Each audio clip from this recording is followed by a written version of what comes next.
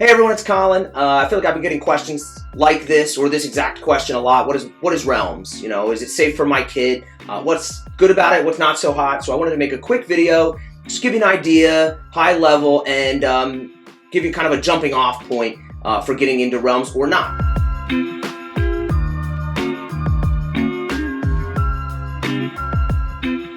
So what is Realms? Basically, it's a paid subscription from Microsoft, the makers of Minecraft, that gives you your own server. And so you don't have to go do a whole bunch of setup. You've probably heard your kids talk about servers, and there are servers with hundreds of thousands of players and tens of thousands of players at one time playing together and all these things. And it's not that scale, but it gives you the ability to kind of have your own server that you can have as a safe place to play with your kids or as a family or just a few friends, and be online and be in a world together and share that without having to worry about, who else is on it or what type of content's on it, because it's yours and yours alone.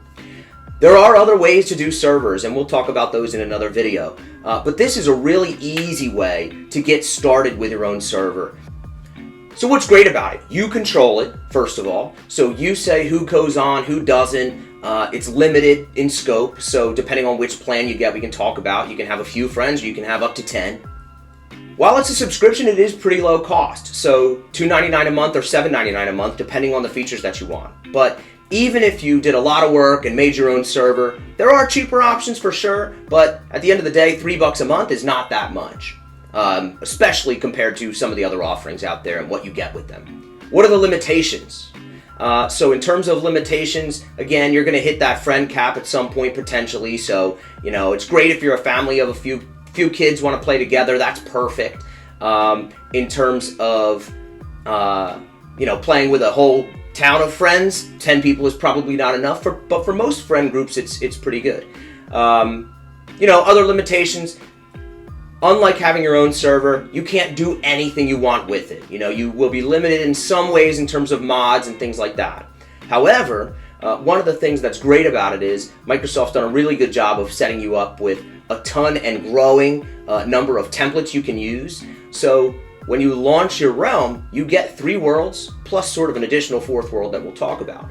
The 3 worlds you get are persistent. You can have one world is one template, one biome, another world is a different one. They can do whatever they want with these 3 worlds, and you can have any world active at a time. Also, once you add friends to your world, they can be online without you. So you can have a couple of siblings sharing a realm, and one doesn't even have to be playing for the other to play. So it's really great in that way. Microsoft has done a great job of managing content for Realms. There are a ton of different template worlds available, and they've also got sort of the 4th world that I referenced earlier. It's like a mini game world, and there's always a new game to be playing there, again, just with the people that are in your realm. So you're not in a place where, suddenly you're in a place where there's 100,000 people that you don't know.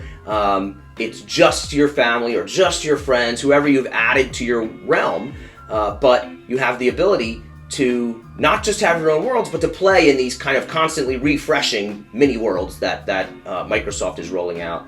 That are typically community created, but then made available to everybody in a realm. One thing I mentioned earlier, the price difference, $2.99 versus $7.99. So quick clarification on that. There are 2 different tiers of pricing. There's Realms and Realms Plus, but those 2 only apply if you're on what's called Bedrock, which just means if you play on something that's not a computer, typically, so Xbox, PlayStation, Switch, all of that, type of more console gaming. If you're on a PC or a Mac and you're playing on the Java edition of Minecraft, there is no $2.99 version, there's only the $7.99 a month version. If you are on Bedrock though, and looking at the 2 versions, what are the differences? The biggest difference is that with the $2.99 a month version, you get yourself plus 2 players. So, family of siblings, typically, or, your main account plus a couple of friends. If you want to have a whole bunch of people, up to 11 people total, including the main account, you're going to want that Realms Plus account. On the Java edition, you're only at the $7.99 tier. So on the Java edition, PC or Mac, you're starting at the 11 total players.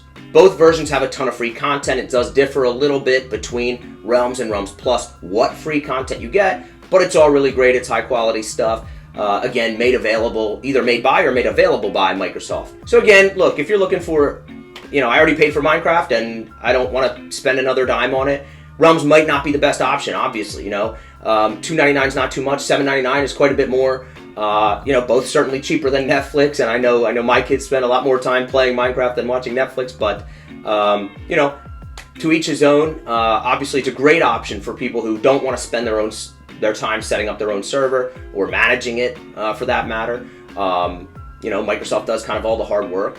And also, if you just want to be able to know that for sure it's a safe place for your kids, it's a great option there as well. So that's kind of the high-level overview on Realms.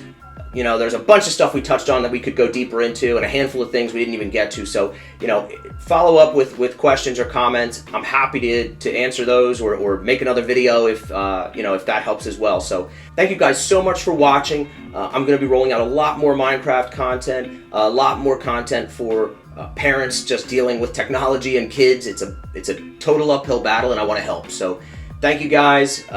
Please let me know if this was helpful, and if you have other questions, I'm happy to dive in and answer them.